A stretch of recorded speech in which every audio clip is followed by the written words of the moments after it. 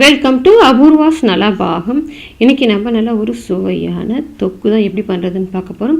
இது பிளெயின் சாதம், variety rice, sambar சாதம், ரசம் சாதம், இட்லி, தோசை இந்த மாதிரி எல்லாத்துக்குமே வச்சு சாப்பிட்றதுக்கு ரொம்பவே அருமையாக இருக்கும். சுடு சாதத்தில் போட்டு சாப்பிட்டிங்கன்னா ரொம்பவே டேஸ்ட்டாக இருக்கும். வாங்க இப்போ எப்படி பண்ணலான்னு பார்க்கலாம். ஃபஸ்ட்டு நம்ம வறுக்க வேண்டியது ரெடி பண்ணுறதுக்காக அடுப்பில் ஒரு கடாய் வச்சுருக்கேன். இப்போ இந்த கடாய் கூட பார்த்திங்கன்னா நம்மக்கிட்ட இண்டாலியமில் சப்பாத்தி உருட்டுற மனை, மிளகு சீரகம் இடிக்கிற இடி உரல்,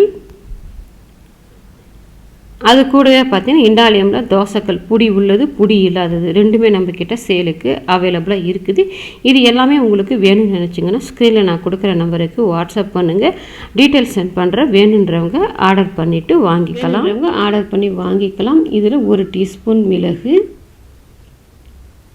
1/2 டீஸ்பூன் வெந்தயம். வெந்தயம் அதிகம் சேர்த்துடாதீங்க, 1/2 டீஸ்பூன் சேர்த்திங்கன்னா சரியாக இருக்கும். அதிகமாக சேர்த்துட்டிங்கன்னா கசந்துடும்.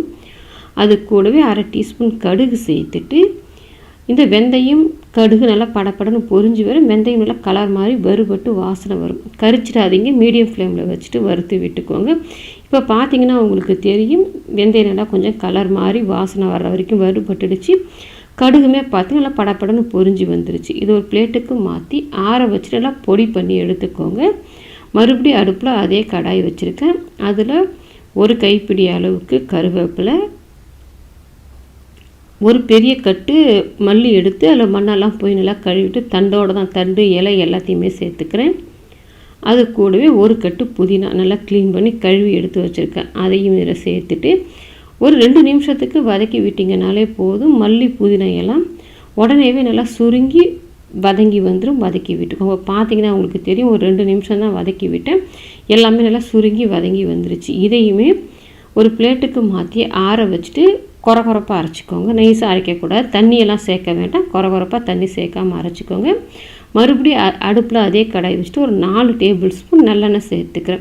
எண்ணெய் கொஞ்சம் கூடுதலாக தான் சேர்க்கணும். அப்போ தான் நம்ம செஞ்சு எடுத்து வச்சாலும் கெட்டு போகாது, டேஸ்ட்டும் நல்லாயிருக்கும். அதில் 1 டீஸ்பூன் கடுகு சேர்த்துட்டு கடுகு நல்லா பொரிஞ்ச பிறகு 2 பெரிய சைஸ் பூண்டு எடுத்து தோல் எடுத்துட்டு மாதிரி 1/2 தட்டி வச்சுருக்கேன். அப்போ தான் வாசனை டேஸ்ட் ரெண்டுமே நல்லாயிருக்கும். அந்த பூண்டை சேர்த்துட்டு அது கூடவே 5 வரமிளகா சேர்த்துருக்கேன். காம்பெல்லாம் எடுக்கலை, ஏதோ வாசனை மட்டும்தான் வரும், காரமெல்லாம் வராது. முழுசாக போட்டு அந்த பூண்டு நல்லா நிறம் மாதிரி வதங்கி வரணும். அது வரைக்கும் வதக்கிக்கோங்க. இப்போ பூண்டு நல்லா வதங்கி வந்த பிறகு சின்ன லெமன் சைஸ் அளவுக்கு புளி ஊற வச்சுட்டு கரைச்சி வச்சுருக்கிறேன். அந்த புளி தண்ணியை இதில் சேர்த்துக்கலாம். புளி தண்ணியை சேர்த்துட்டு அது கூடவே நம்ம வறுத்து வச்சுருந்ததை பொடிச்சு வச்சுருக்க மிக்சி கப்பில் சேர்த்துட்டு அதை இதில் சேர்த்துடலாம். காரத்துக்கு பார்த்திங்கன்னா நான் ஒரு 2 டீஸ்பூன் அளவுக்கு தனி மிளகாத்தூள் சேர்த்துருக்கேன். நீங்கள் உங்கள் காரத்துக்கு தகுந்த மாதிரி சேர்த்துக்கோங்க. நம்ம புளி சேர்த்துருக்கோம், அதனால் காரமாக அவ்வளோவா தெரியாது, தேவைக்கு சேர்த்துக்கோங்க. அது கூடவே 2 டீஸ்பூன் மல்லித்தூள், தேவையான அளவுக்கு உப்பு, இது எல்லாத்தையும் சேர்த்து நல்லா கலந்து விட்டுட்டு மிளகாத்தூள், மல்லித்தூள், புளி தண்ணி எல்லாத்தோட பச்சை வாசனை போயிட்டு நல்லா கொஞ்சம் வத்தி கட்டியாகி வரும். அது வரைக்கும் கொதிக்க விட்டுக்கோங்க. இப்போ இது நல்லா அப்படியே கொதித்து வரட்டும்.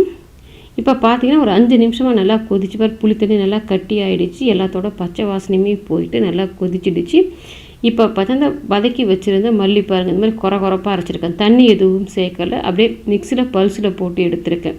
அந்த கொரகொரப்பாக அரைச்ச மல்லி புதினாவை சேர்த்து நல்லா கலந்து விட்டுருங்க. நல்லா கலந்து விட்டுட்டு ஒரு 15 நிமிஷத்துக்கு நம்ம கொதிக்க வைக்கணும்.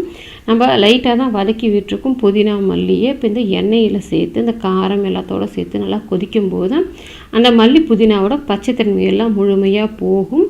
நம்ம சேர்த்துருந்த மசாலா காரமெல்லாம் ஏறி வரும். கொதிக்க விட்டுக்கோங்க. இப்போ பார்த்தீங்கன்னா கொதி வர ஆரம்பிச்சிடுச்சு. இந்த மாதிரி கொதி வர ஆரம்பித்த பிறகு நம்மளாம் அரைச்சி சேர்த்துருக்கிறதா இலையில ஒரு 2-3 டைம் எடுத்து கலந்து விடுங்க. இப்போ பார்த்திங்கன்னா ஒரு 10 நிமிஷமாக நல்லா கொதிச்சு பாருங்கள், கலரெல்லாம் மாறிட்டு அந்த புளி தண்ணியோட தண்ணியெல்லாம் வற்றி நல்லா கட்டிய தொக்கு பதத்துக்கு வந்துடுச்சு. இந்த பதத்துக்கு வந்த பிறகு இதில் கொஞ்சமாக நான் வெல்லம் சேர்த்துக்க. அந்த வெல்லம் ஆப்ஷனல் தான், விருப்பப்பட்டால் சேர்த்துக்கோங்க, இல்லைனா விட்டுருங்க. நம்ம இந்த வெல்லம் சேர்க்கும்போது புளிப்பு அந்த காரம் எல்லாத்தையும் பேலன்ஸ் பண்ணுறதுக்கு வெல்லம் சேர்த்திங்கன்னா டேஸ்ட் ரொம்பவே நல்லாயிருக்கும்.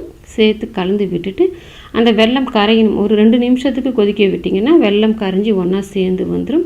இப்போ கலந்து விட்டுட்டு அந்த வெல்லம் கரைஞ்சி வர்ற வரைக்கும் கொதிக்க விடுங்க. இப்போ ஒரு 2-3 நிமிஷமாக கொதிக்க விட்டுருந்து நல்லாவே தொக்கு பாருங்கள் கரெக்டான பதத்தில் இருக்குது. இந்த மாதிரி நல்லா எண்ணெய் பிரிஞ்சு வந்துருச்சு பாருங்கள். இந்த அளவுக்கு வந்த பிறகு நீங்கள் எடுத்து வச்சுக்கிட்டிங்கன்னா ஒரு வாரம் ஆனால் கூட நமக்கு கெட்டு போகாது இருக்கும். நமக்கு நல்லா அருமையான கொத்தமல்லி புதினா தொக்கு ரெடி ஆகிடுச்சு. இது நீங்கள் எல்லாத்தோடையுமே வச்சு சாப்பிட்றதுக்கு அருமையாக இருக்கும். ட்ரை பண்ணி பாருங்கள். ட்ரை பண்ணி பார்த்துட்டு எப்படி வந்ததுன்றதை கமெண்ட் செக்ஷனில் சொல்லுங்கள். லைக் பண்ணுங்கள், ஷேர் பண்ணுங்கள். அபூர்வாஸ் நலபாகத்துக்கு சப்ஸ்கிரைப் பண்ணுங்கள். கூடவே பெல் பட்டனை கிளிக் பண்ணுங்கள். அப்போ தான் அப்லோட்ஸ்லாம் உங்களுக்கு உடனடியாக கிடைக்கும்.